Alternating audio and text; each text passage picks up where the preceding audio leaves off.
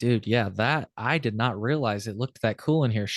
First of all, introduce yourself, and then we'll show our people that are watching. If you're not watching, by the way, chillinois.net/video. Sitting here with Charles Wu. Charles, reintroduce yourself to the Chillinois podcast.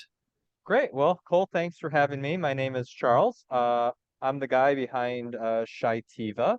That is our consumer brand. We are a cannabis experience, I guess, that is very unique and really only available in a few spots right now in Illinois. So if you got a sec, you want me to kind of show you the whole, I can do the virtual walkthrough from my Let's laptop. do it, dude. Let's do it. Okay. So hold on for a sec. We'll start from the outside. So we are in Wicker Park right now, right off the Six Corners. So that's north Milwaukee and Damon. So a great hot area. You can kind of see the outside of where we're at and everything. So we'll come on Say in the here. address again for people that want to Google it and go there. Sure. Just look up Chitiva. It's Okay, Chicago and Sativa. So that's the easiest way to look us up. perfect. So you walk on in, and usually we have, our security guys just kind of in the back, but we've got, security up front to make sure everything's are good. They come on in. We require ID scans. So you'll come in, you'll check in with your phone number. So if I were to check in and say with my phone number, I'll just make a number up,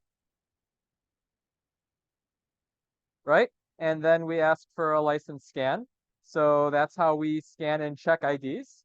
And ultimately, this stuff is important, right? Because even though our legally we fall under, hemp-derived cannabinoids, we still want to be good citizens, and we want to make sure that we're not selling to underage people. And if there's ever a problem with anything, a traceability issue, we have, the person who came in, we have their ID, we have their phone number, so we can contact them and say, hey, those gummies you bought or whatever from this batch number has some issues. So regulatory compliance and safety aside, we then walk in, you see, and one of the things we have here, which is great, is we make incredible pastries. Our pastry chef has actually won a James Beard Award. So you see that? That's a fruit tart right there. Here we've got a nice chocolate cake. We've got other all sorts of wonderful products. You've got this whole display right over here. You see one of our bud tenders putting together a slice of cake right now. Are you infusing that or? Okay. And Yep. what'd So she say? Sorry, our audience oh, didn't you hear. missed it. Yeah, yeah, yeah. It's that one was not infused, but we do infuse. So you can see we've got cheesecake, we've got an Oreo cheesecake, we've got some chocolate bars right there. You got truffles, you got macaroons, you got lollipops, all sorts of wonderful things here. Actually, if you see over there, that's actually our liquid nitrogen tank. All of our nitrogen is Whoa. made through a liquid nitrogen process. So if you're for those ice cream aficionados, that's like the best and creamiest ice cream process you can get Hell there. yeah. Hell And yeah. then you go down, you can see like we're known for our infused slushies. So all of our slushies are there, and they all fall under 0.3% in terms of weight. So everyone's happy. And then we also go to like normal packaged goods. So we've got the basics like flowers and edibles and everything on that. I'll show you can kind of see the vibe of everybody here. We're just doing a little virtual tool for some people. Just see people enjoying, having a good time. And then I'll just come over here. I'll take you to the back. You can see the back here. This is kind of the kitchen, one of our smaller ones, but this is where, the magic happens. This is probably the coolest thing that's ever been done on the Chillinois podcast. If you're not watching it right now, you're missing out. So yeah, Hell yeah. That is so cool. That is so cool. Charles, thank you for giving us the tour. That looks like an awesome place. I got to go there. Once again, CHI Tiva, Chai Tiva. If you're it's trying like to look it up, think of like Chicago and Sativa put together. bingo. Hell yeah. Hell yeah, dude. Well, thank you. It's been a while since we've talked. How have you been, dude? Before we get into it, you been well? Yeah, I mean, I think when we had first talked, we were waiting or we had maybe just applied for a license or whatnot. And in our case, I guess we've, I wouldn't say fallen off the beaten path, but we had to find a different way forward. So we've got into the world of hemp-derived cannabinoids. And, we still have our grow, we still have our manufacturing facilities and stuff like that. But, what initially the license delay caused, it was a lot of frustration and consternation. They talk about making lemons out of lemonade. We found a whole new world, which under this regulatory structure allows us to do amazing things like what you see there in terms of everything you've got. That's so cool. And what do you mean by license delay? Remind me, did you apply for like a craft grow license or something or what? Yeah, I mean, we were like many of the other usual suspects. We applied through us and a bunch of partners, a couple craft grows, a bunch, 10 dispensaries, the transporter side, all those sorts of things on that side. And we actually, it's interesting. One of our partners won a craft grow, and we have not yet started the process to deploy because there are a lot of, as you're aware, regulatory hurdles and structural problems in the market right now that make it hard. Like the business models are really hard to make work. Yeah, are you referencing like the fact that you're limited to 5,000 square feet canopy? Is that one of the Um, main ones, or is there other things that are standing in your way? that is an issue. The bigger issue is more about how do you actually, we're past the stage of the market where if you build it, they will come. And I'm not saying that flower is like you could grow like the most amazing flower and stuff like that. I mean, we know a thing or two about growing.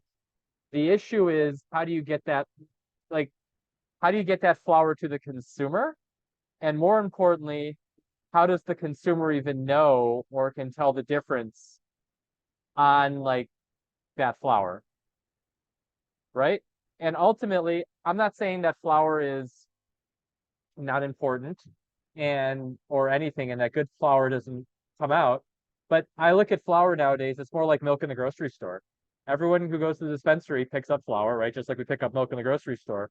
But very few people, except for maybe like the 1% that know the specifics of like, like the pointy end. Most people are like, is it sativa? Is it indica? What's the percentage? Or is it hybrid? And they just call it a day and they go by the name. And that's the other aspect, with Illinois, like you can't taste this stuff. You can't do any of those sorts of things. So yeah, from a between go to market challenges and all those sorts of things, it's a very hard path to move forward on right now. Gotcha. Gotcha. Cool, man. Well, I got to make a visit to Chitiva. I want to talk to you about that afterwards. Maybe we can line something up. If I want to make sure that it's at a time that you're able to be there too. So Yeah, that maybe we can do like another podcast or whatever while I consume your goods. no, But that would be fun. cool. I wanted to get into and I wanted to try to hear a recap. I've been trying to so we're trying to document history right now, folks. That's kind of the Chillinois project, if you will, is to document cannabis history. We definitely talk about more than cannabis on the show, but definitely have a focus on cannabis and documenting the history. And so, just in the spirit of that, for folks that are listening, check out episode 232.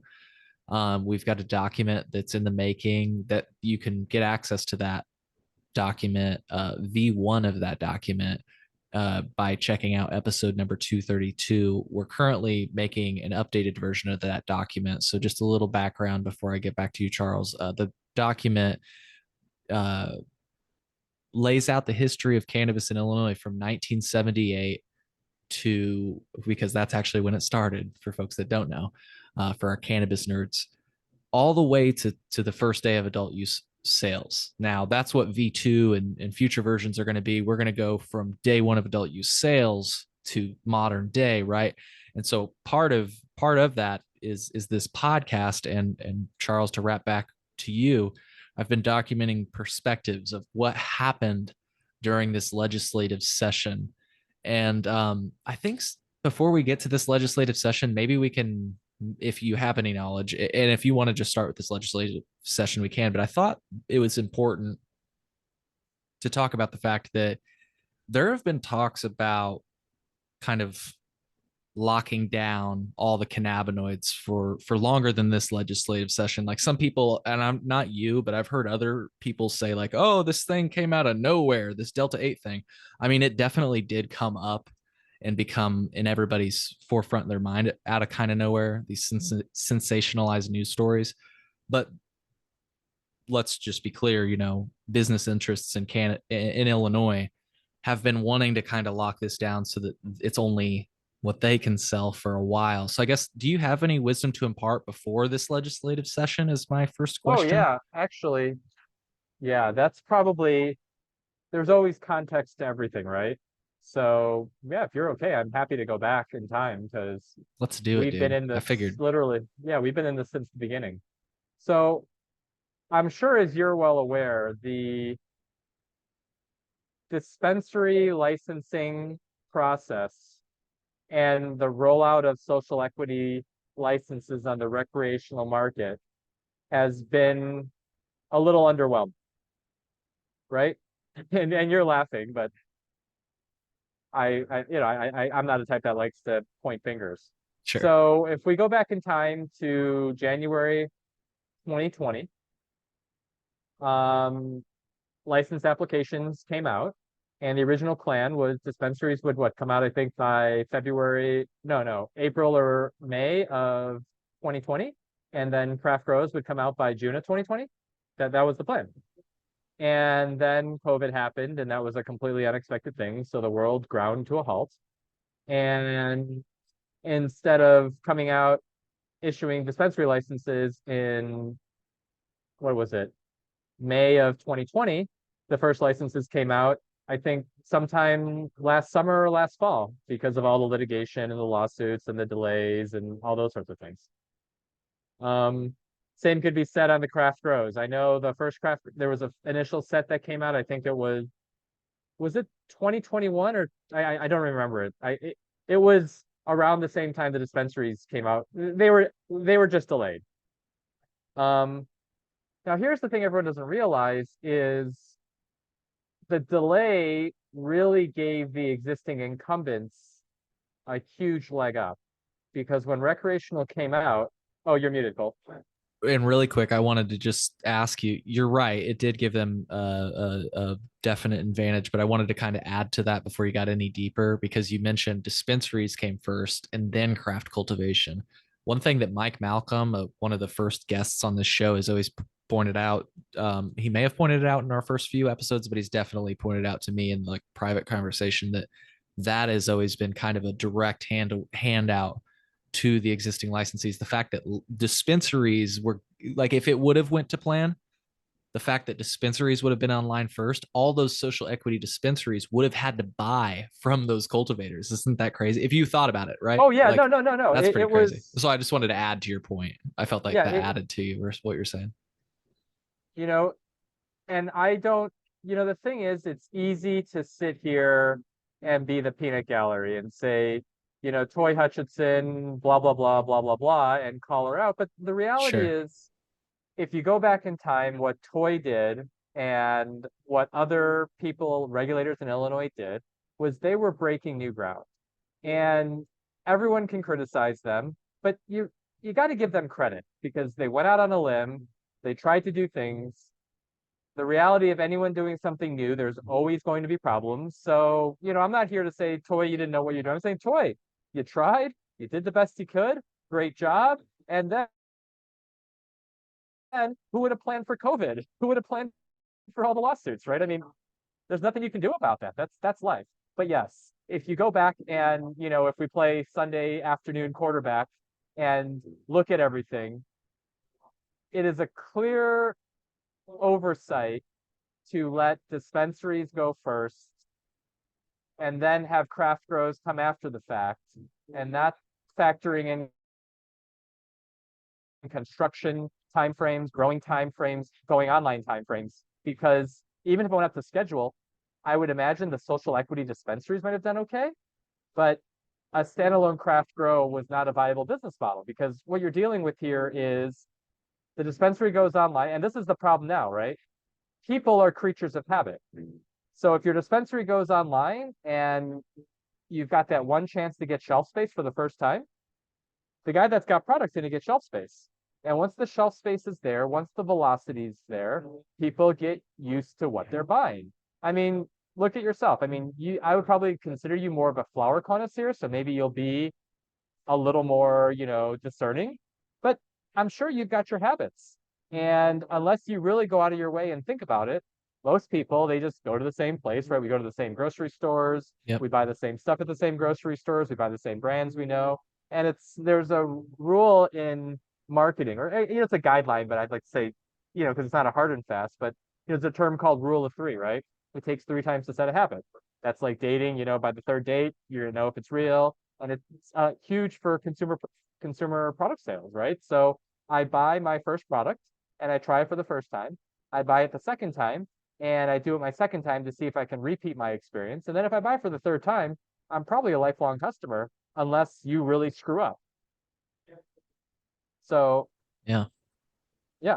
So yeah, going back, that was definitely a overlooked, unforeseen, yeah, just an unforeseen thing that, the originators of the CRTA didn't think, weren't aware of because they were doing it for the first time. But regardless of that, what happened was because the legacy dispensaries were all there, they got the habits. They got the people buying. And then more importantly, there weren't 110 dispensaries back in January 2020. So they got their dispensaries up. And then what happened is a lot of them got to move. So they got their dispensaries up and they got to all the best and prime real estate locations. So the market was basically captured. And what happens is a lot of people don't think about this. You really got to realize the Illinois dispensary shopper is not that price sensitive. I'm not saying they don't want to save a buck. We all do, but your price sensitive consumers, they've stayed in the legacy market because they don't want to pay taxes. So really, when you think about this, the dispensary shopper today is akin to the grocery shopper who goes to Whole Foods. And the Whole Foods shopper doesn't mind paying $6 for a box of blueberries, even though they know they can get that same box of blueberries, from Driscoll Farms or whatnot at Aldi or Pete's or Mariano's. They just like Whole Foods. Right. And the challenge now in the dispensary business is, well, let me take that back. If you can find a blue ocean, like a dispensary desert, you can still get a good business. But I think there's probably, after all the MSO, all the legacy guys, cherry pick the best spots, there might be maybe, 10 or 15 of them left across the state. And now with the new second gen, social equity dispensaries opening, they probably grab most of those. So then what happens is you're going into a new market or an existing market with consumers who are buying from where they're buying, but they've already built their habits up. They've got their habits, they've got their points, they've got their loyalty programs. And I know everyone says, oh, the MSOs suck or whatever. They don't suck. I mean, they're doing a decent job. You can go check their Google ratings. What, you've got 4.5 stars, you're 4-star plus. So can you do a little better? Possibly. But, they're not doing an awful job. So then what happens is you're really competing on two veins. One is tourism, the person that just comes once in a while, which may be good, maybe not good, but that's not that lifetime repeat customer. And then you're competing against what I call the 7%, which is the 7% of the population that moves every year. And when they come to a new town, they will look for groceries. They will look for maybe a new weed place. They'll look for new dry cleaners and everything on that side. So that's a tough market. Yeah. And Yeah. sorry, I probably went a little too far, but No, dude, not at all. This is what this yeah, podcast is for. This long format, nuanced conversation. I love it, dude. Again, history. Got to no, document it. definitely. So what happened there was with all the delays going on, there were some of us, I guess, more entrepreneurial types who had, and I'll just speak for myself, we actually drank the Kool-Aid of being shovel ready. So I think we had talked on our earlier podcast a couple of years back. We had a facility ready to go because, we actually read the rules and the rules stated you got to be producing product in 6 months. And if you don't, you're going to lose your license. So we were ready to produce products. we weren't the only people. There are others out there, but essentially we had to, I guess, what's the business term? We had to pivot and find a new path forward. And we're not the only social equity organization that did this. There are others all across the state that said, hey, we can't play in cannabis right now because the licenses are all tied up in lawsuits. But we are actually scrappy business people, so we're going to go find a way. And that's how American entrepreneurialism works. And that's where then we said, well, there's this world called hemp. And in the world of hemp, there's all these other cannabinoids outside of just THC, right? There's THCA, there's Delta 8, there's Delta 10, there's Delta 11. You can go hydroxy. Like there's all these other sorts of things. And basically, we had to innovate in order to first kind of stay alive. And eventually, people like us have created a market in Illinois for these hemp-derived cannabinoids. I mean, the example I give is, you got a world of taxi medallions, and the medallions are all taken. And you've got new entrepreneurs who are coming in, and someone comes with the idea saying, well, we can't get a medallion, but what if we write a little app, and the app connects two people together, one that wants to drive and give rides, and the other one that's looking for rides. And now you got something called Uber coming out.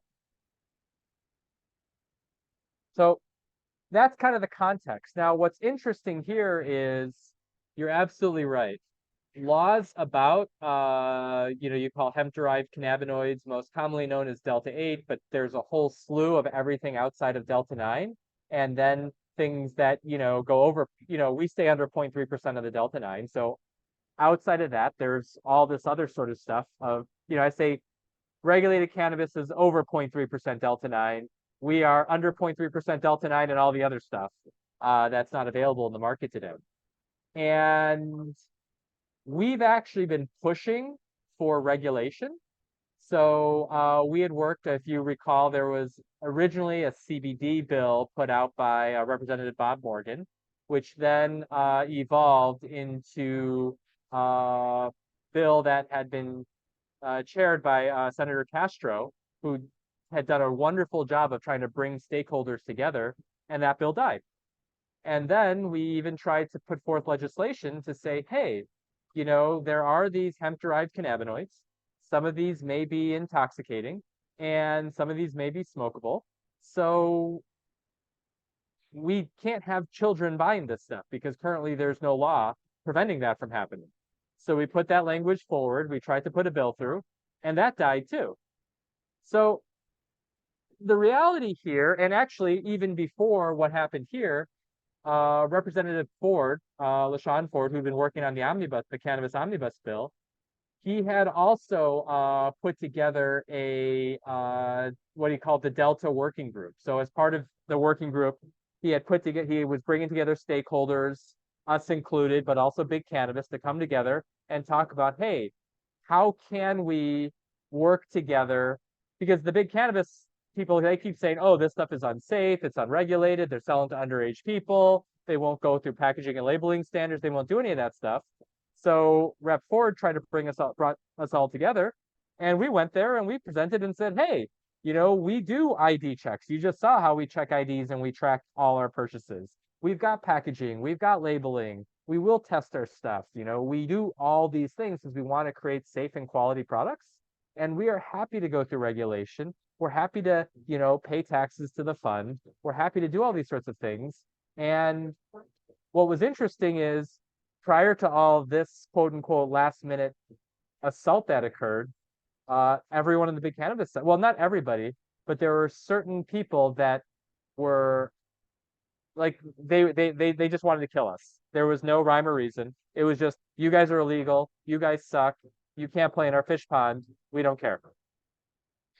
Well, and I mean, it's also that they could make money off of those products if they had Well, a that, control on that too, well, that's the reality. The reality of the situation is, this whole public health emergency that was quote unquote created because there was a Tribune article that came out in early May, and then a WGN news story that showed about 5 high schoolers who had, bought I don't know if they bought or they'd gotten some, Delta 8 gummies from a smoke shop that was too close to a school and had to go to the hospital. Like that was, the funny thing is behind the scenes, we know the PR company. We know they've been pitching all the news stories, and we know that PR company. We know who funds those PR companies. Is it So this, Matteo Communications? you know, uh, I'm not the type of person that just is going to go, point out and call names, or anything on Why that not? They side. wanted to So make you a criminal, Charles. I know, but there's one of those things where you still don't, you know, the I people out respect it, there, but I'm, the people out there who know what they're doing, they're knowing what they're doing. I'm gonna talk general trends. I'm not gonna say this person did it, that person did it, that person did it. But there was a PR engine that was being funded by the large operators. I think you highlighted some of those large operators, so everyone can read one of your articles and know what happened. Those large operators also participated in this working group. And despite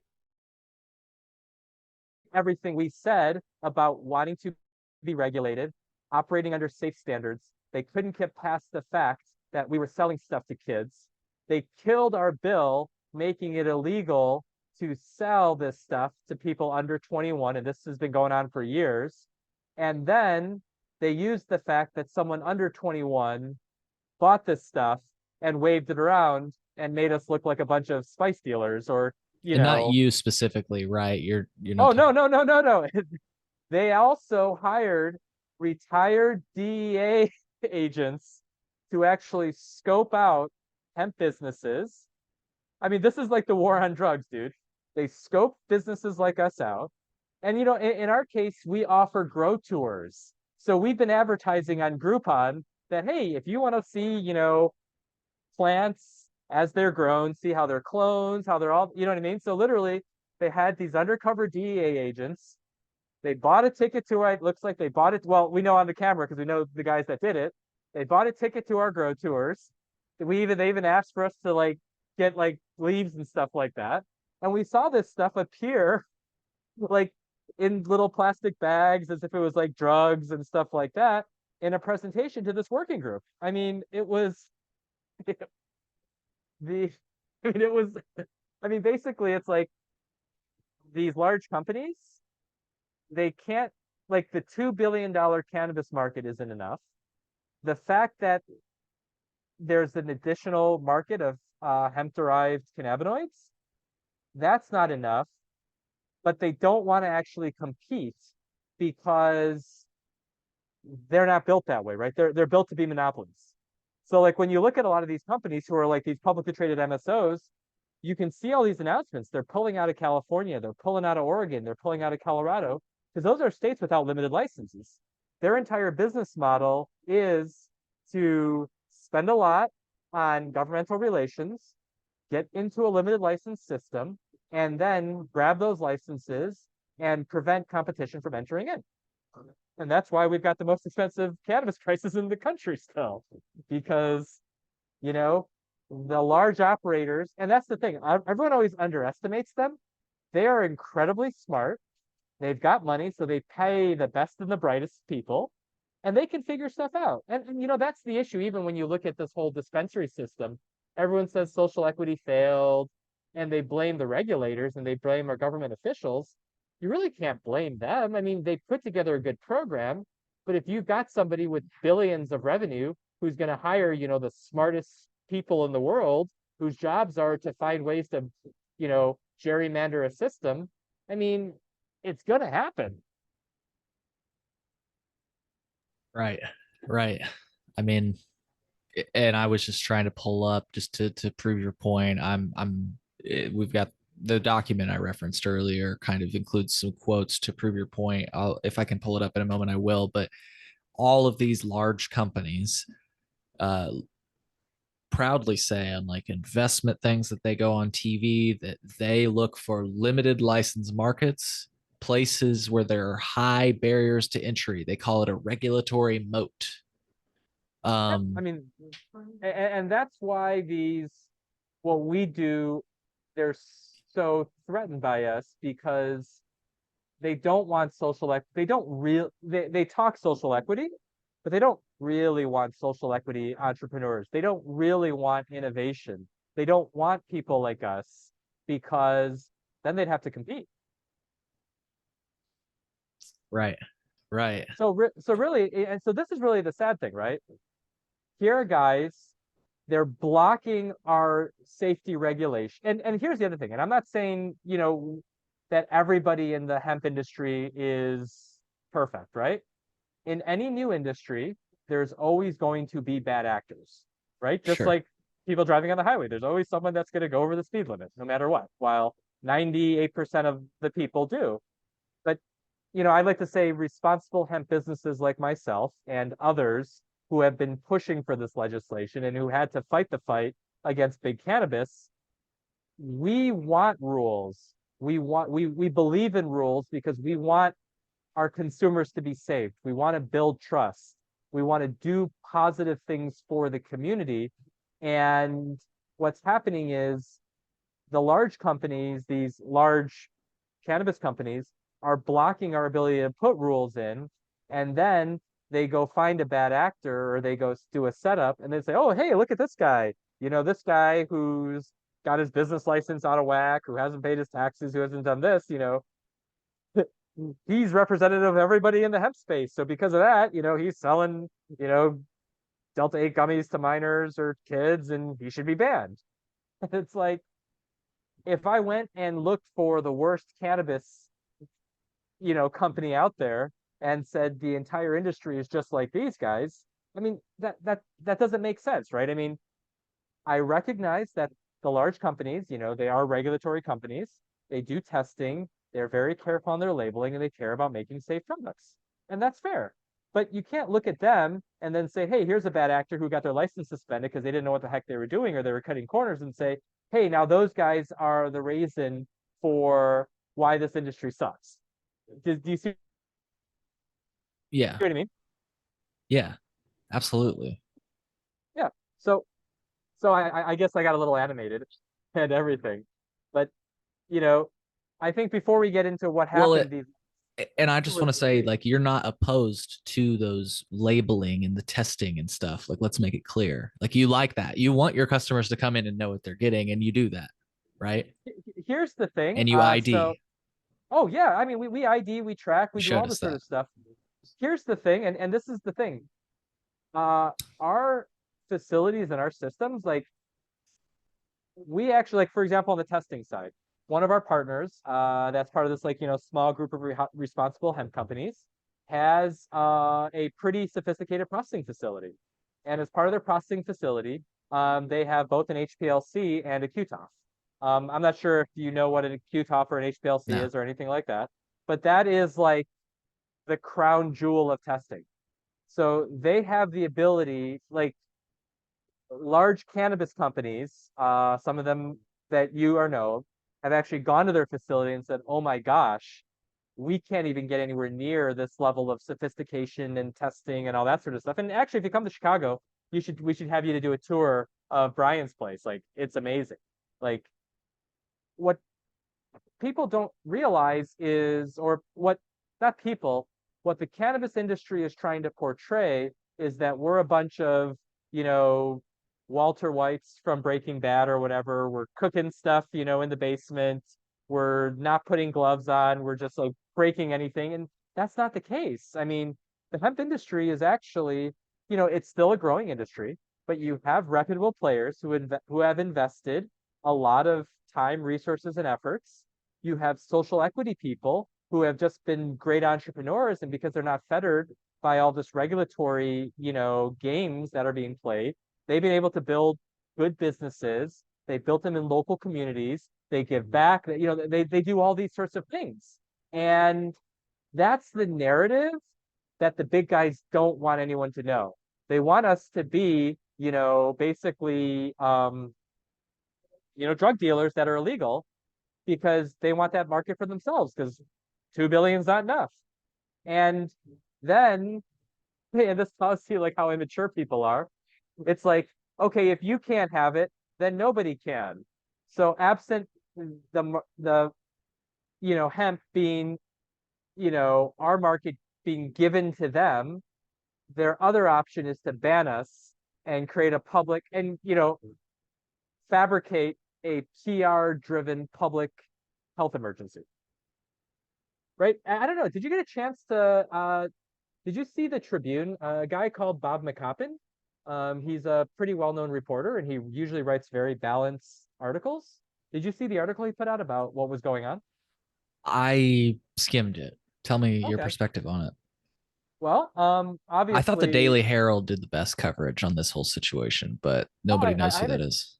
I haven't seen it actually. Yeah, if you can send me that link, I'd love to check Sure, it out. sure. But Bob did an article, and I'm not too thrilled about it because, well, obviously on my side, I'm very passionate about what I do. Bob's article was balanced, but really that's the best you can ask for from a journalist from the Chicago Tribune, right? You're not gonna. He's a smart guy, and he's not gonna, he's gonna take a balanced approach. But what was interesting is, during the session, there was this WGN news story that was going around, and it was about these five kids from a high school that had overdosed on gummies bought from a hemp derived, bought from a smoke shop that was under the hemp law. Now, that obviously is unacceptable, and that sort of stuff needs to stop. And this is why we propose this regulatory stuff. But what Bob did was he said, hey, this happened and this is clearly a problem. But hey, 2 months earlier, I did a report, and there were a bunch of high school juniors who had grabbed, gummies from a cannabis store, and they'd gotten overdosed, and they also ended up going to the hospital. And in fact, if you look at the statistics, cannabis overdoses since legalization have increased dramatically because of all this, because of the wider availability. Do you see what I mean? So it's like, here's an example. And Bob does a good job of presenting a balanced point, but here's an example where the lobbyists and the MSOs, they're gonna, I'd say, obfuscate the truth with the facts. So the fact is, hey, there is a bad actor smoke shop that allowed children to buy these gummies, and those children, and they're selling products that are probably from out of state, so they're not even, being responsible for what the needs are for Illinois people. And those children do what teenagers do and took too much. That happens. And I'm not saying that's right, but And that also it's, happens in. I was gonna say it's not. Oh, sorry, you were probably about to say it. What were you about to Oh say? It no, also happens in what? that happens in alcohol. I mean, think of how many of us in college, did keg stands and drank too much and ended up at, Dude, I heard today. that Oh, did I? happens. I was in a frat. That's happening with regulated cannabis. Go ahead. Yeah, I heard Go ahead. today. I was talking to the Illinois Hemp Growers Association. They said that from numbers they looked at, caffeine, like energy drinks, actually have more poison control calls for children. Like when children are admitted or whatever, however that works. That if you look at the numbers, a lot of them are calling because of heart reactions with like energy drinks. Have you heard of that? Yeah. Yeah. Hey, can And you give and me there's one no second? age limit on that shit. Oh, Yeah. Hey, Cole, sorry. can you give me one quick second? Maybe pause. I Yeah, got it. yeah. We're actually, yeah, cool. Hey, sorry about, let's get back into it. So yeah, I mean, everything you say is true. And I'm not trying to say that we don't need regulations. We've been pushing for regulations. Right, Heck, right. I've between, what we call our responsible hemp companies, over the last couple of years, we've spent, hundreds of thousands of dollars on lobbying and education and all this sort of stuff to try to actually put together sensible regulations for hemp-derived cannabinoids. And what are those in a nutshell? I mean, it seems like you're practicing them already, IDing people, having labeling, but go ahead. What are Yeah, I mean, sensible? it's a lot of them are a lot of them are similar to, cannabis regulations, right? Over 21, certain labeling practices, certain packaging, practices, don't want, cute animals, so children look at the gummies and stuff like that. I mean, the list goes on and on. There's actually a bill that Rep Ford, or no, not Rep Ford, Representative Nichols put together, and was co-sponsored by, some of the more hemp-friendly representatives that we actually tried to put forth during the session that obviously kind of didn't make it through. But it's a lot of these sorts of things. There's a few nuances with hemp that's a little different than how Illinois cannabis works because, we're federally legal. So we have to kind of also normalize with federal rules and stuff like that because of, interstate commerce and all that sort of stuff. But yeah, I mean, many of the things that, I'd say our regulations might be more on par with alcohol because of the whole, interstate commerce aspect of it. And we have to still allow for out-of-state hemp people to, import products. I had a clip pulled up before we kind of get to kind of the crux of our conversation. Just really quick to kind of prove your point on the market structure. I think it's cool to listen to a podcast. We're just going to listen to like a minute or so of it, just about a minute. It was recorded 3 years ago, and it includes a CEO of one of the big companies. And I'm playing it because it's interesting to hear how they looked at the early market, the medical cannabis market, which became what we know today, which is not much different, frankly. Let's watch this video. I've never heard that before. I like that. Yeah, comfort index. That's probably the chief investment principle I use is how comfortable you are. One of the chief ways you can tell how comfortable you are is how well you sleep. If you have a restless night's sleep, you got a problem, probably, maybe. Anyway, looking at businesses, we saw, and I read Governor Quinn signed a law in 2013 for the medical cannabis pilot program. And I read the law one day, and it looked a lot to me like the gaming industry, where there were limited licenses for a lot of demand. And that set up as a nice business opportunity. And so I dove in a diligence project to study as much as I could about the industry, traveled to Denver, and decided that the business made sense to invest in. And then along the way, I've learned a ton about the product and the people and other things that we may talk about that have really generated a lot of momentum and things. But that's sort of my background of a finance lens out in California of seeing the industry and seeing it come to viability and diving all the way in. So we're going to stay a little bit more in the past, and then we'll get into the present and the future. I think that's what I had on that. It's just interesting to hear. There's a little bit more to that. Definitely, folks, listen into it. They talk more about what Charles was saying earlier, where they look for limited licenses. And this stuff will be covered in the future history document I referenced earlier, including that podcast. So if you're wanting to look that up, it's the Green Rush podcast. It looks like the name is Legacy: What Cannabis Can Learn from the Bourbon Industry with Ben Kovler, founder and chairman of GTI. Yeah, GTI. Yep. So, but anyways, I wanted to just kind of prove your point that these big companies look for things like that. I mean, he described it as he looked at how the law was written. And yeah, I mean, in fairness, what we're dealing with here is just capitalism, you know. But it's kind of not, though. It's kind of not because it is. But it's you look at Google, you look at Facebook, when but that's actually a great example because I don't mean to bring Brad into this, but Brad Spearson reported on Web 1.0, which started in Champaign-Urbana, Illinois. And there was no limitation on licenses for internet companies that could start up. Like it was like, good luck, buddy. Get fucked. True. You know what I mean? True to some extent, but there became a massive limit when Microsoft Good point. had Windows, and they've literally put Firefox and Mozilla out of business. Good point. Right? Because the Champaign company that came out was Netscape. They had that Netscape browser. At one point, it was a popular browser. Then Microsoft came around and said, hey, get out of here. We want to be in the browser business. We're going to put you out of business. Right. And then what happened is the government had to step in and say, wait. Sorry, go ahead. No. The government had to step in and say, hey, Microsoft, we think you're a monopoly. True. Not a good thing. So, I mean, I'm not, the thing is, and this is where I guess it becomes government relations and all that sort of stuff. the cannabis companies are monopolies in Illinois. I don't know the exact number, but I think I've seen stuff where it's like 6 companies control 80% of all the production that's created, which Right. means You're all right. the distribution and all that. So, it's all going to them. And I mean, if there was no 10 dispensary limit, I bet there'd be a company with 80 dispensaries. Yeah, no, those are good provisions. I want to say those license limitations are good. And I point to people like Shalene Title for crafting regulations like that. Folks, Google the name Powerhouse in Cannabis that came up with regulations like that, or at least champions them.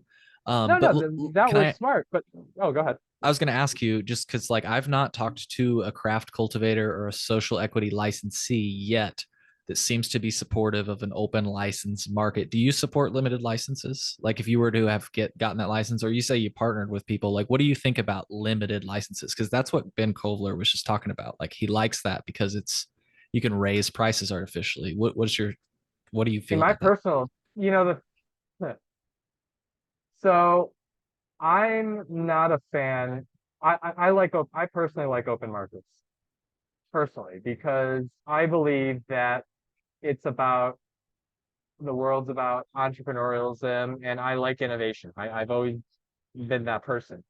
Now there are practical realities and the challenge you have is I like the well, mixture of an open market with those limitations. The limitations we have, in fact, the 10-3. Like if we just opened it up but kept those limitations, think about it. yeah, Everybody would have a chance, but nobody could get bigger than anybody else. Think I about mean the that. thing no, which I'm fine with that. The thing is anyone out there is going to say, well, Charles, we have a partner that has a license, but I didn't get the license myself. So with the partner, the terms aren't the same as if I had won the license. Do you see what I mean? So what people will then say is, well, Charles, you're only for unlimited licenses because you didn't get a license in the process. And my answer is, honestly, if I had won a license, I'd still be in the same spot because the structure of how Illinois cannabis, the regulated cannabis market is set up, it's yeah, I can't make that business model work. You see what I mean?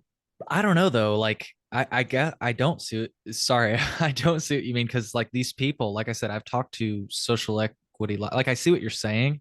I don't want to like dismiss what you're saying. I see what you're saying, but when I talk to these social equity licensees that have gotten their license and have been through all these troubles, I ask them, would you have rather just been able to pay for your license and then just like start operating versus all these stupid fucking things, the lottery, everything else? Like, and they say no. They say no because these limitations allow them. If you didn't have these limitations, the market would be flooded, the prices would fall, they can't be profitable, which makes sense. I'm not saying that doesn't make But that's sense. but but, Like but I don't that's not the fault them, case. you That's know? not the case because look at me. I'm in the hemp-derived cannabinoid space. I am one amongst thousands of competitors. Are the prices falling in some cases? Sure. But I create value. Look at the restaurant industry today. There's nothing about a restaurant that no one else can do, except that you actually have to create value. So really what you have is the guys that want, you got to keep in mind, there's a bit of a natural selection process in terms of license winners, where the people that can win licenses, like, how do I say this? A good entrepreneur is not always a great lawyer. You see what I mean? Yes, So, thank you. The so license, what you, yeah, go ahead. and it's no different. It's like my chef, who's won a James Beard Award, can't type on a computer. He just doesn't type on a computer. So it's like you've got this guy that is incredibly talented, incredibly gifted, studied at the French pastry school, like can do all this sort of stuff. Always, he's not the guy that he doesn't have the expertise to win a license. To win a license in a limited Right. licensed state, you need to be an expert, which means you need to be a lawyer, which means you need to probably have a banker involved, and you have to, have lobbyists and governmental connections, and that's fine. But what you got to recognize is all the winners. It's natural selection. They all skew to in that world. So they're afraid of competition because their expertise is all about legal or lobbying or playing the system. So then if you put them in an open market against some chef or an actual entrepreneur or a social equity guy who has had to like, you know, fight his way through life and knows how to do all this sort of stuff, I mean, they can't compete. It's really, I mean, I'll give you an example. Let's talk about Ben. Um, I don't know him personally. I just know of him. But I do know he went to the same school my daughter went to, Francis Parker. Francis Parker, when my daughter was there, was spending $20,000 to $25,000 a year for kindergarten. So the guy comes from a family that goes to one of the most elite schools, and he's a good guy. I'm sure he's really smart. He's done very well with GTI, but like he's definitely has some advantages. Do you see what I mean? So now you've got these guys who might have been, you know, what real social equity is, right? Some person who pulled himself up by the bootstraps. Maybe, you know, their grandma was in, you know, the only one around because the war on drugs took away all the men from the family. You know, maybe he got shot on the way or whatever, by hook or by crook, he made it out. He got himself a good job. He became an entrepreneur. Those guys can't make it because they're not governmental lobbyists. You know, like they're innovators and entrepreneurs that don't understand the world of government lobbying and then specifically Illinois lobbying. Do you see what I mean? Dude, you're preaching, man. Like, I mean, keep going. it's a completely acquired taste. Like I have lobbyists, and you know I can't just afford them all myself and stuff like that. But you know, so it's a bunch of us that we pool for lobbyists. And my lobbyist likes, you know, the guy I work with and the other girl and the other guy, they like me, but they're like, Charles, okay, whenever you go to Springfield, we got to clean you up. This is what you can say. This is what you can't say. You talk too much. You give out too much information. It is what it is. And it's not that you're a bad person, but you got to speak their language. You got to talk to them in the right way because if you're just yourself, you're going to step on your own toes and you're going to shoot yourself in the foot. And I'm like, yeah, you're right. You know, I'm really smart at one thing. And this thing I don't know anything about. You know, it's kind of like I use it. It's called like the neurosurgeon example, right? The person who's like really good at brain surgery, you ask them to go fix a car, they don't know anything about that. They can't do it because, and they might be smart, but like they don't know how to fix a car because they're a brain surgeon and they've never fixed a car. So going back to your licensing and all that, the nature of a limited license state that is very competitive is you have to play the system and know how to play the system and have experience playing the system. And if you have all that life experience doing all that sort of stuff, you've gotten really good at playing the system and you're phenomenal at that.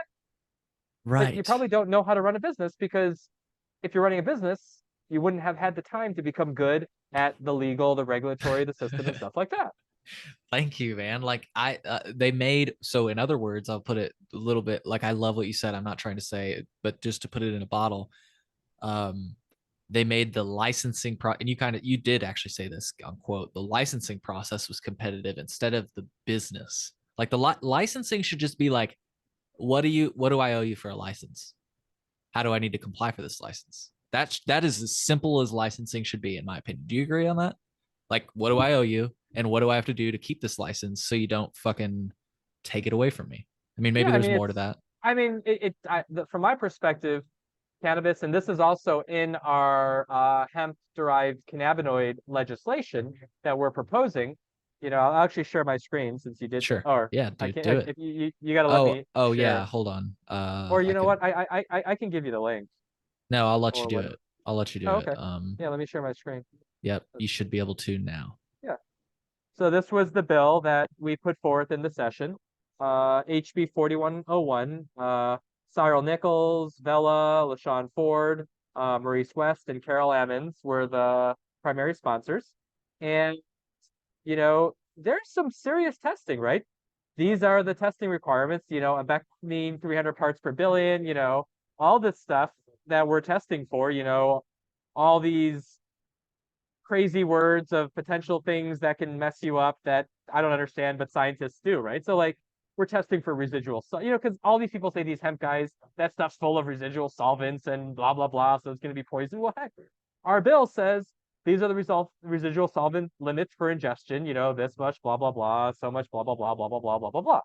And if you look at these numbers against anything in the CRTA, I'm happy to put this side to side. So the fallacy, which I find annoying, is there's actually a bill from the hemp industry that says we want to be regulated. We have all this, and the MSOs are saying this. They're trying to create an issue so that we get banned through a knee-jerk reaction, so that they can gain more market share. But one of the things about the bill is we don't have license limits. We're saying as long as you're willing to go through and follow these regulations,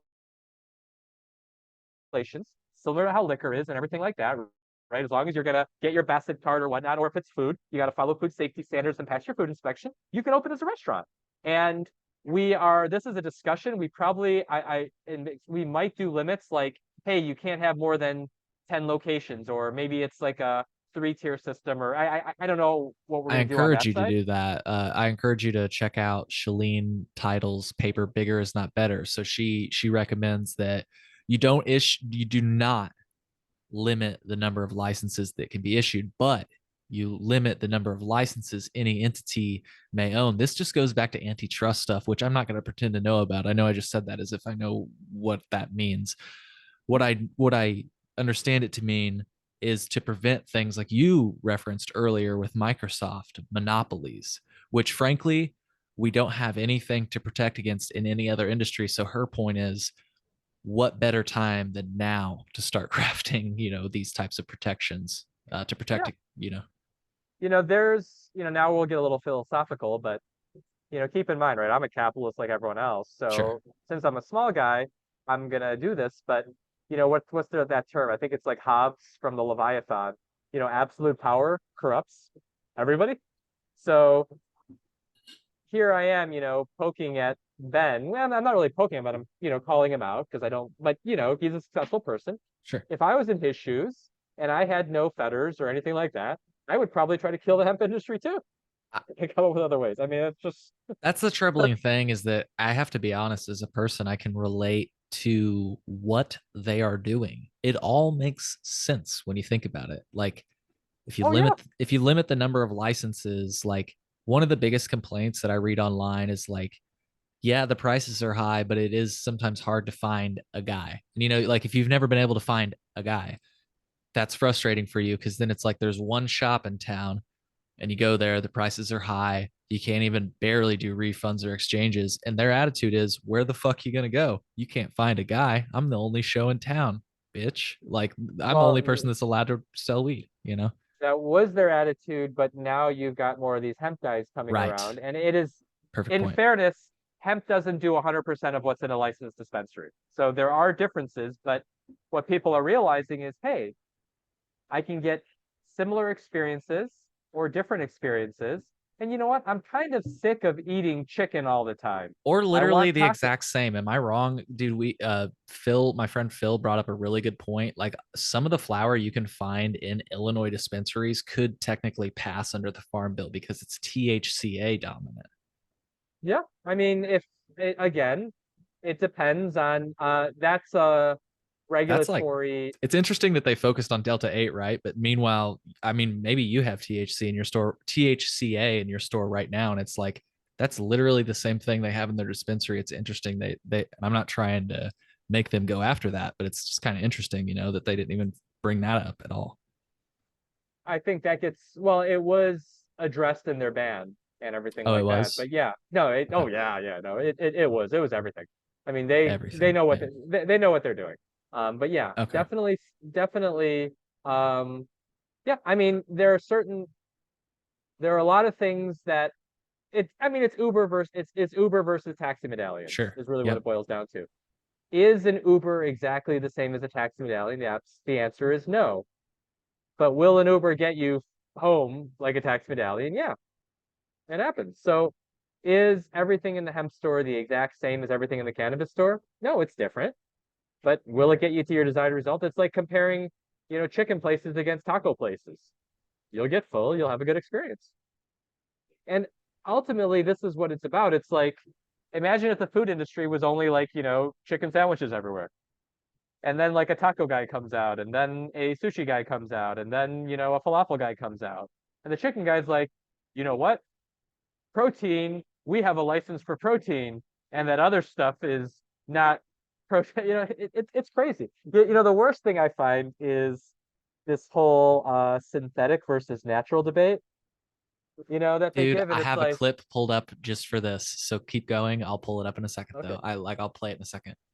but it's like, let's look at what we're actually doing in, you know, whether it's regulated cannabis or hemp or whatever. We're taking plants, we're pumping them, you know, it's called EC stacking, right? We're pumping them full of salts. We're doing all sorts of, you know, things. We're irradiating plants, you know, to kill all the mold. Like, we're putting them in artificial light. We're pumping them full of CO2. I mean, there's not much natural about that. Then we get this stuff and we extract it, you know, we put it in Right. ethanol, we boil it, we eat it, and I guess you're right. The one thing that doesn't happen currently today with a delta 9 extraction in an infusion process is that a molecule bond doesn't change. However, we're beating the crap out of it. It's like, you look at like nanoemulsification, right? We're taking these things, we're shaking them, we're running them through ultrasonic cavitation. Like, all this stuff's happening. It's like, oh yeah, that's natural. And then this other guy that takes the stuff and changes it in a process no different than someone maybe taking willow bark and turning it into salicylic acid so you can make aspirin out of that, because we don't want to chew willow bark for pain relief. Um, and they're saying we're the synthetic bad people, and they're like the natural good people. Sorry, but I'm sure you've got your clip to No, share. I do, but goddamn, man, that was brilliant, and you taught me something along the way. Let's play the clip. It's just a little bit over a minute as well on this one, and it not only touches on the synthetic cannabinoid thing, but it kind of touches on the problem that you pointed out with look, it's an honest critique of Bob McCop. And actually, before we watch this video, let's watch a 30-second video of another newscaster that I think contributed to what you were talking about. I mean, I'm gonna go out on a limb and say, like, I don't want to say irresponsible journalism, but like, we got to be careful. Like, we got to be mindful of what we've learned from the past. So let's watch this video really quick, and then we'll play the other clip I'm referencing, and maybe what I just said will make a little bit more sense, folks. Let's watch the clip.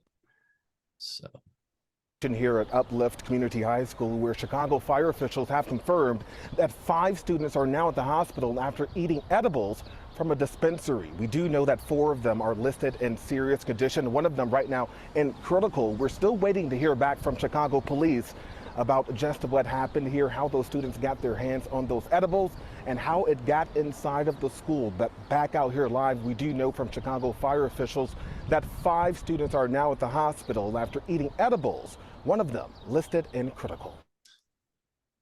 So that's one of the stories that contributed to this whole mix. But let's use that Well, story and it's not just one of the stories. That is a redux of the same story that was packaged over and over again, that hit all around the same time to launch this public health emergency. If you actually look at all the stories, they're all referencing the same thing, and they're hitting all the news at the same time. That is what you call sophisticated PR. Does that make sense? yes, thank you for clarifying that. I mean, let me share this. And Sure. I don't want to, you know, call out journalists or anything, because the reality is, I'm not saying it's not their fault, but these PR companies, they don't just send a press release. They've been, you're dealing with very sophisticated, you know, just like how, isn't it interesting how most of the licenses were won by people affiliated with MSOs or one step removed from the existing players?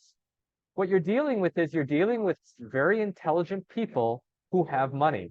And when you're intelligent and you have money, and a new business comes in, are you really going to say, oh, well, I've got this $2 billion industry.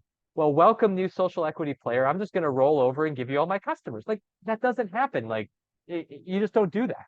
You see what I mean?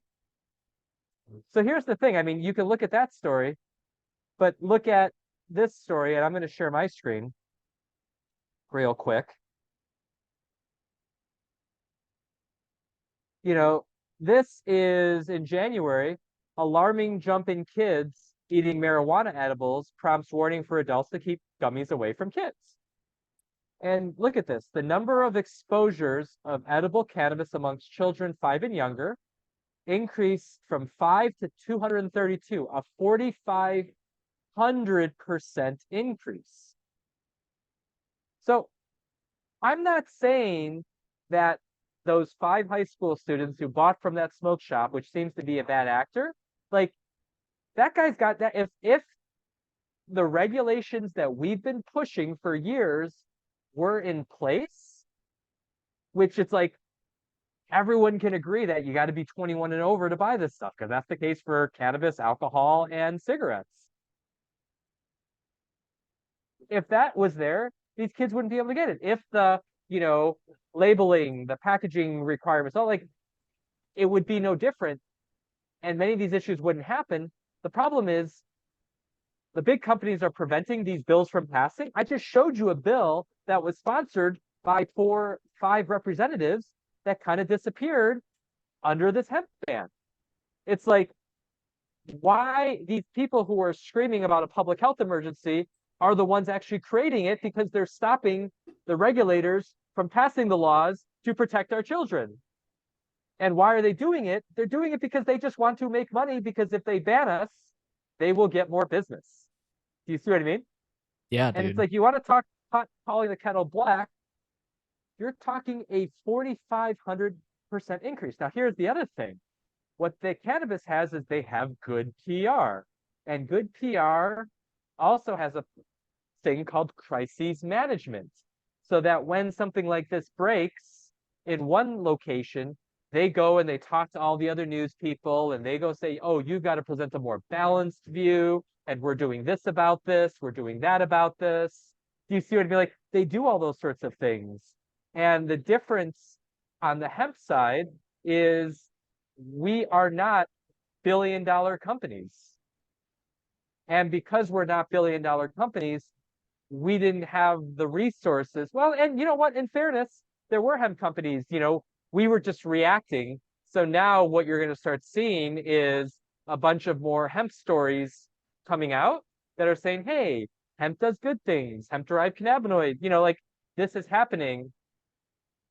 But this is not a public health emergency. Do you see what I mean, Coy? This is just 2 businesses, 2 industries fighting each other, and the one industry just happens to be a monopoly, and the other industry is a little more disorganized, because we consist of hundreds, if not thousands, of small businesses, many who are minority owned, social equity companies and stuff like that. And we have to, it's on us, right? We've got to put a stronger coalition together so we can fight and stand up against big cannabis. Yeah. Dude, and can I want to share this article before I share the video, and then we can wrap up. This might be right on the nose, but I think this is what you're talking about. This really brilliant article on LinkedIn that I recently read by Lauren Mundell, Cannabis Public Relations Scares Me and Why It Should Scare You Too. First of all, if you don't understand PR, I'm reading the article, folks, you're not alone. One of the top influencers in PR, Perry Hedrick, often recycles this post, and it gets hundreds of comments each time. So I'm displaying the post right now. If you're in PR, your friends and family will never, ever, ever understand what you do for a living, ever. So instead of speaking to other PR people in this article, I'm going to take the approach of explaining what is going on in cannabis PR to my mom.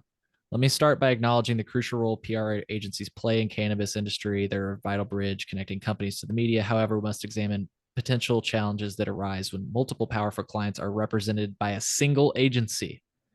I want to emphasize that my intention is not to question professionalism, just like you, Charles.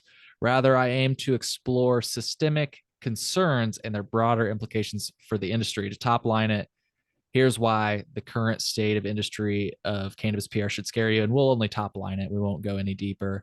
I encourage people to read this for themselves. To top line it, there are evil billionaires and toxic cultures in every industry. But in the cannabis industry, a majority of the most powerful and well-funded companies are represented by one PR agency, Mateo Communications. Each of those powerful clients make up a bulk of the advertising dollars to be spent on industry media and sponsorships. And the one PR agency that represents all of these clients directly influence what makes it and doesn't make it into the news. I'll stop there. I mean, it's now it becomes more philosophical thing. If you actually, this is in the world of PR and marketing. Let me just pull up this. There's a guy called J.R. Brinkley, and he's known as like the father of. Hold on, my computer's taking a second to load. Let me It's just okay. share the screen. But if you have, it's called Making Them Believe, how one of America's legendary marketers got people to do things. And here's a guy, this was in the 20s. He pioneered a male enhancement treatment where he basically convinced people that he would transplant goat testicles into them to make them better sexually.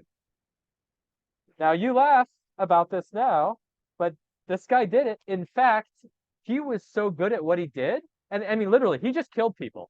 Like people going under his knife and they would die. I mean, like this was bad, and it's a great book. But he was such a good marketer and like a spin doctor and a propaganda guy and a PR guy that he almost won the governor of, I think it was the state of Kansas that he was in.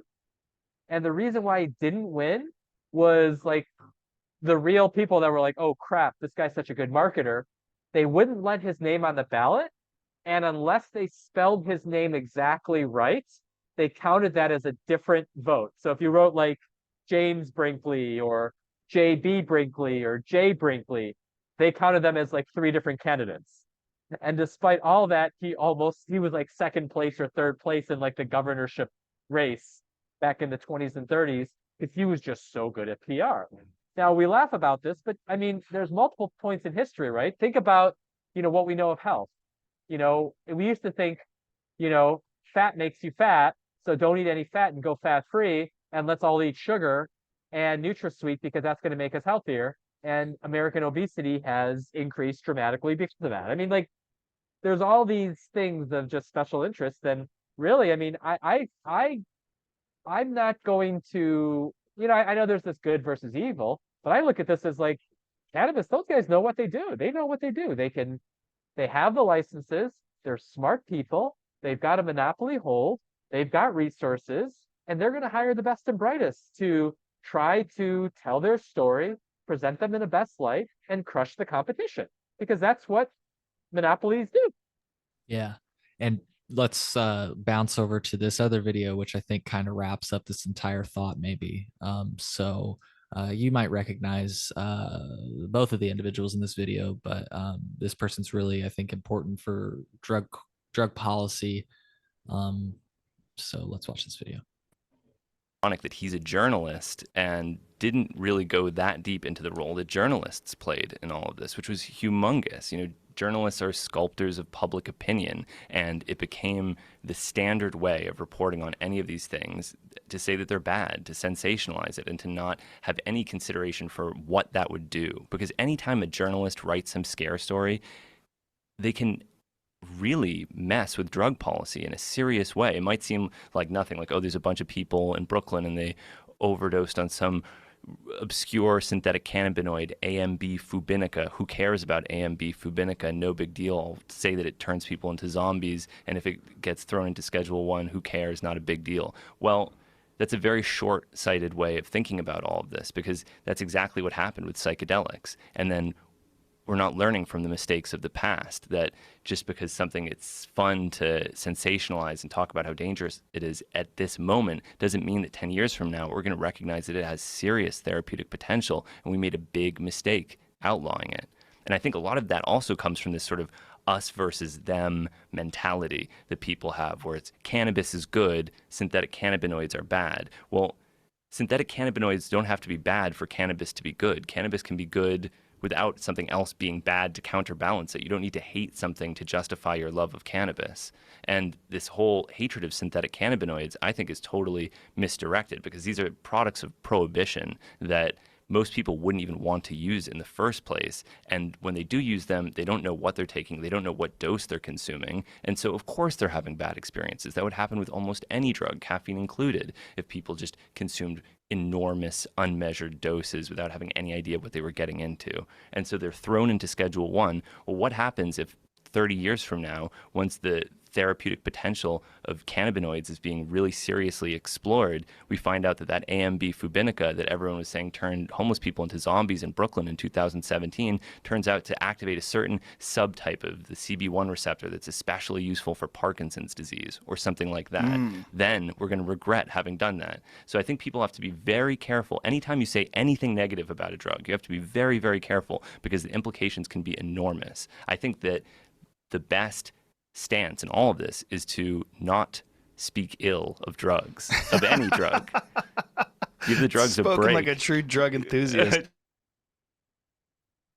That's that. I think it really touched on a few points that you brought up, which is like the sensationalism and the fact that, dude, we need to learn the fucking lessons of history. If we don't learn the lessons, we're bound to repeat them, right? The same mistakes. You know what I'm saying?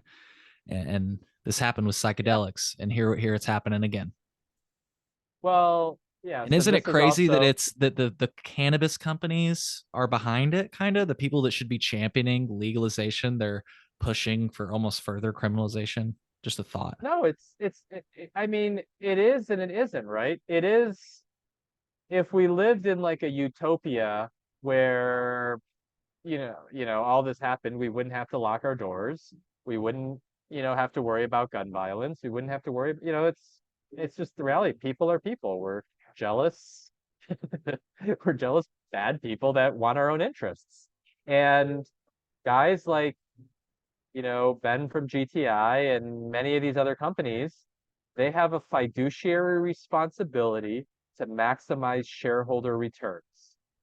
So it's not like, like, heck, we know it's funny. We were sitting there, like all these cannabis guys that were basically trying to get us banned. I mean, I get them all, right? So I'll call one guy out because I'm kind of tweaked at him. There's Brendan from PharmaCann, and Brendan is their main government affairs guy.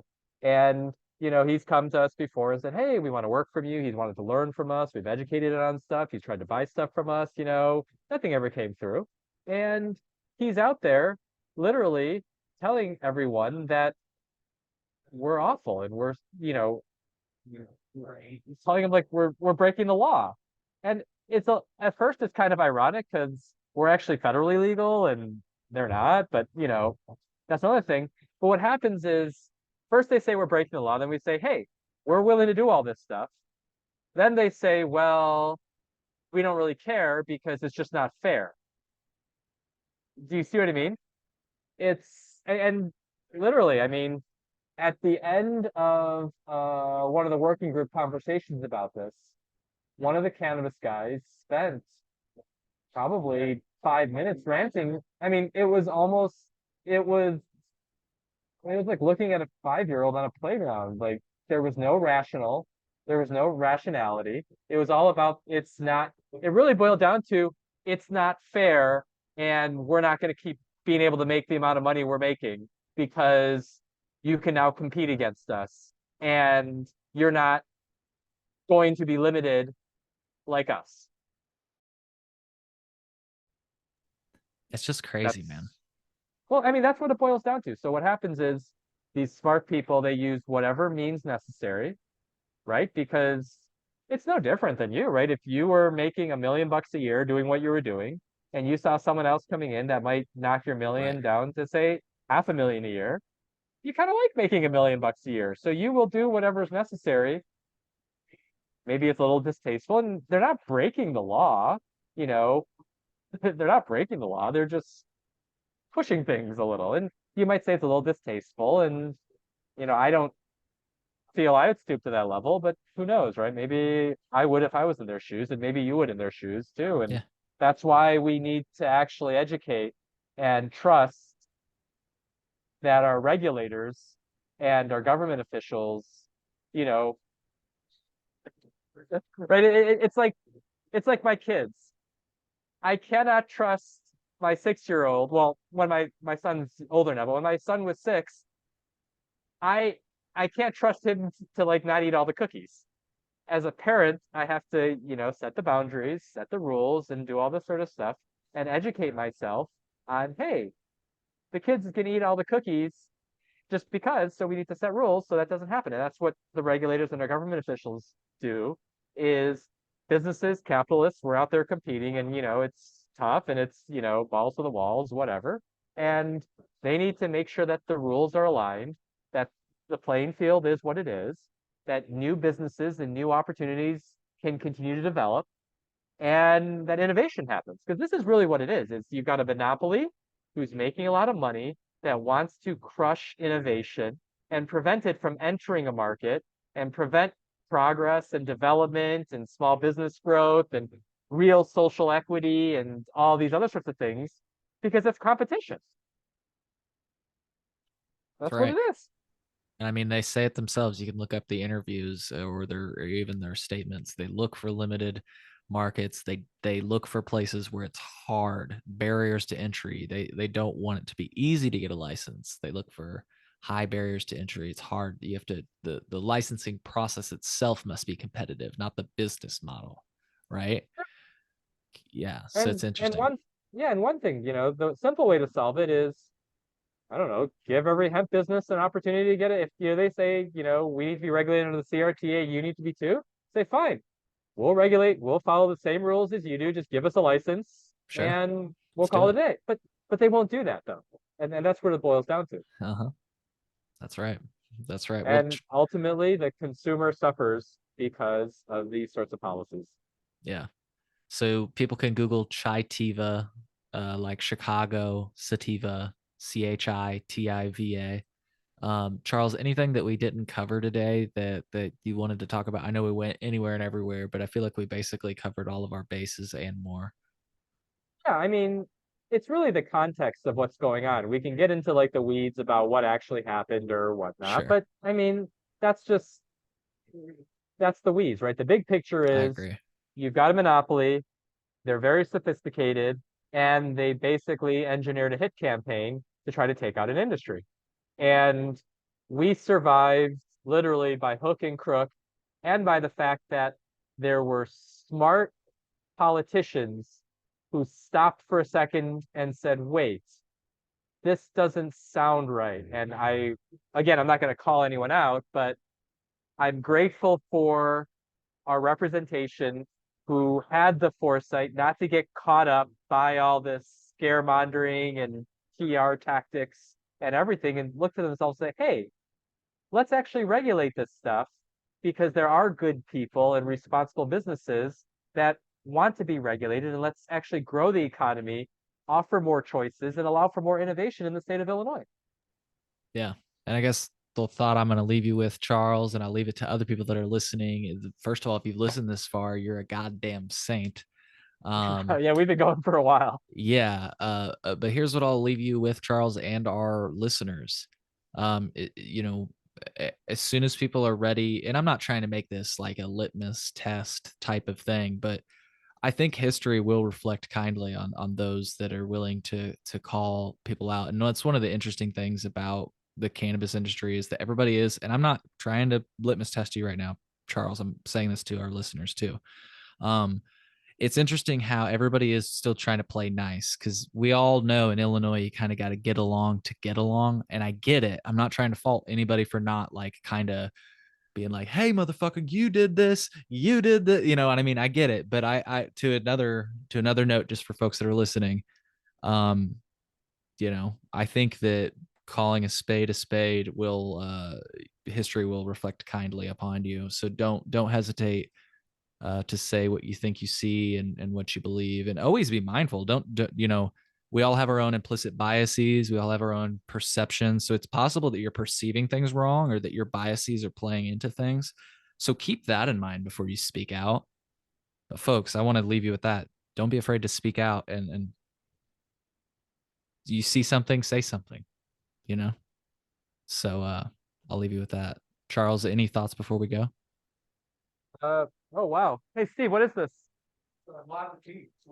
Okay, so this is, hey, why don't you Jeez. hop in real quick? This is Steve, my chef. How Hey, are Steve. you? And here we have, what is this, Steve? It's a matcha tea with lemon Okay, it's a matcha tea with lemon and some fresh raspberries. and some fresh raspberries.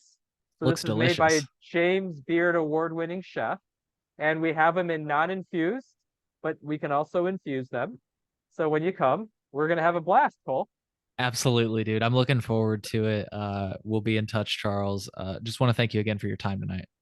Oh wait, hold on, one more. Got Look more? at this thing. Whoa. What is this? Walk through it. Oh, okay, I gotta hold on to it. Now pick it up, set it back on the raspberry. Okay, this is on res. Oh, I got it. look. I guess I gotta eat it. No, for your buddies. Oh, so yeah. I mean, so this is what it is, right? This is what we want in this industry. We want innovation. We want class. We want more interesting things than the boring crap that we've had for the last 4 years because a small set of people are exerting monopoly power. Simple as that. Yeah. Well, folks, I'm gonna go to Chitiva. You should too. If Charles didn't inspire you with his values, maybe he will with his product. Thank you, folks, for listening. Take Great. care. Thanks, Cole. Bye.